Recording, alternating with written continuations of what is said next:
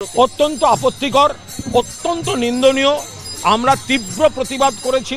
মাননীয় মুখ্যমন্ত্রী তীব্র ভাষায় এ বিষয়কে নিন্দা করেছেন। পুলিশ অ্যাকশন নিচ্ছে। কাল রাত অবধি 4 জন অ্যারেস্ট হয়ে গিয়েছে। কোন দল কে আমাদের জানার দরকার নেই, মেরে পিঠে চামড়া তুলে দেওয়া উচিত।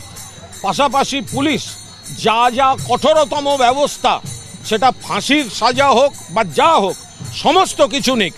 নমস্কার বন্ধুরা, আমার নাম ধ্রুবজ্যোতি সরকার। ভোট গণনা শেষ হতেই কালীগঞ্জে বোমাবাজিতে মৃত্যু নাবালিকার।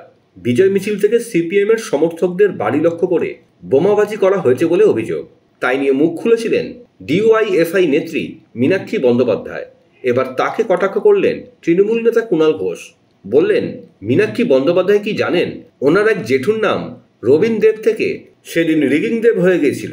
সিপিএম বা বিজেপি বা কংগ্রেস যাদের জমানা রক্তে লাল ছিল, যে বালিগঞ্জে উপনির্বাচনে সিপিএম এর গুলিতে সেই মৃতদেহ পড়ে থাকার দৃশ্য এখনো কেউ ভোলেনি, তারা যেন এটা নিয়ে রাজনীতি করতে না যায়। খারাপ ঘটনা ঘটলে তৃণমূল কংগ্রেসই তার নিন্দা করে, তৃণমূল কংগ্রেসের পুলিশই তার ব্যবস্থা নেয়। দেখুন, দিলীপ ঘোষ তার নিজের দলের মধ্যে কোণঠাসা হয়ে এখন তিনি দলের লাইনে ফেরার চেষ্টা করছেন। ফলে এর সঙ্গে বাস্তবতার কোনো সম্পর্ক নেই। তৃণমূল কংগ্রেসের ভোট বাড়ছে কারণ মানুষ তৃণমূলের দিকে থাকছেন, আর বিজেপি এইসব কথা বলার জন্য ওদের ভোট রোজ কমছে। মীনাক্ষী মুখোপাধ্যায়ের তিনি কি জানেন, গড়িয়াহাটে যখন বালিগঞ্জ উপনির্বাচন, তখন তাদের গুলিতে কিভাবে নিরীহ কর্মীর বডি পড়েছিল রাস্তার উপর, সেটা বাই ইলেকশন ছিল। মীনাক্ষী মুখোপাধ্যায় জানেন যে ওনার এক জেঠুর নাম রবীন দেব থেকে সেদিন থেকে রিগিং দেব হয়ে গেছিল। আগে গিয়ে রবীন দেবকে জিজ্ঞেস করুন, জেঠু তুমি রিগিং দেব কবে থেকে হলে, তারপর এসব নিয়ে যেন কথা বলতে আসছে। ভোগ রান্নার আগে রাঁধুনিকে অবশ্যই স্নান সেরে শুদ্ধ হতে হবে এবং পরিষ্কার পোশাকে রান্না করতে হবে।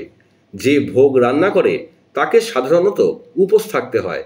আমাদের পাড়ায় পাড়ায় পুজোতে ভোগ রান্না করা হয়, তাই এই নিয়মের সাথে সবাই অবগত বলেই আমার ধারণা, একমাত্র কুণাল ঘোষ ছাড়া। রান্না করা ভোগ থালায় সাজিয়ে ঈশ্বরের মূর্তির সামনে রেখে মন্ত্র পাঠ করে নিবেদন করতে হয়। সেই খাবার প্রসাদ হিসাবে সকলের মধ্যে বিতরণ করা হয়। মুসলমানদের হাতে রান্না করা সেটা কখনোই প্রসাদ হতে পারে না। কিন্তু কুণাল ঘোষের অদ্ভুত যুক্তি শুনুন।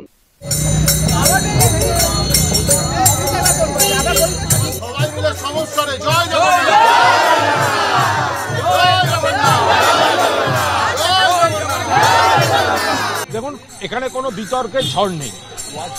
মমতা বন্দ্যোপাধ্যায় দীঘায় জগন্নাথ ধাম তৈরি করেছেন, জগন্নাথ মন্দির হয়েছে, পুজো হচ্ছে, এবং মমতাজি ঘোষণা করেছেন পবিত্র প্রসাদ সেটা সকলকে এখানে দেয়া হবে। এবার সকলকে যে দেয়া হবে, তো সেই পরিকল্পনা অনুযায়ী আমাদের এখানে 28 নম্বর ওয়ার্ডের কাউন্সিলর অয়ন চক্রবর্তী, আজ আমরা এই এলাকায় বাড়ি বাড়ি এই প্রসাদ দিতে বেরিয়েছি। যারা প্রসাদ নিয়ে বিতর্ক করতে চাইছেন বা যিনি বা যারা এই বিজেপির, দেখুন, তৃণমূলের সঙ্গে লড়াই করতে করতে ভগবানের সঙ্গে লড়াই করতে যাচ্ছে। জগন্নাথ দেবকে অপমান করে বসছে। বাড়ির থেকে 30 কিলোমিটার দূর বিরোধী দলনেতা, তার সময় হলো না জগন্নাথ দেবকে প্রণাম করতে যাওয়ার, তিনি কুৎসা করতে নেমেছেন। তো প্রসাদের মতো বিলি হচ্ছে। বিশ্বাসে মিলায় কৃষ্ণ, তর্কে বহু দূর। আপনি যখন ভগবানকে ফুল দেন, আপনি কি সে দেখতে যান যে ফুল কোন চাষির বাগানে তৈরি হয়েছে, সেই চাষি হিন্দু না মুসলমান না খ্রিস্টান? আপনি যখন দুর্গাপুজোয় অষ্টমীতে অঞ্জলি দেন, নতুন জামা পরে আপনি দেখতে যান মুসলমান দর্জি তৈরি করেছে না হিন্দু দর্জি তৈরি করেছে?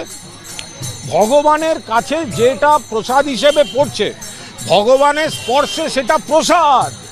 মানুষ 2 হাত তুলে নিচ্ছেন এবং জগন্নাথ দেব তাদের আশীর্বাদ করছেন।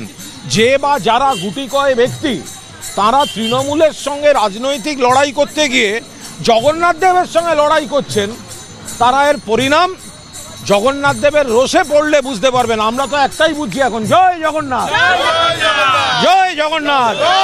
বন্ধুরা, ভিডিওটি ভালো লাগলে দয়া করে লাইক শেয়ার করে দেবেন, আমাদের পেজটা ফলো করে নেবেন, আর আপনার মতামত কমেন্ট করে অবশ্যই জানান। ধন্যবাদ।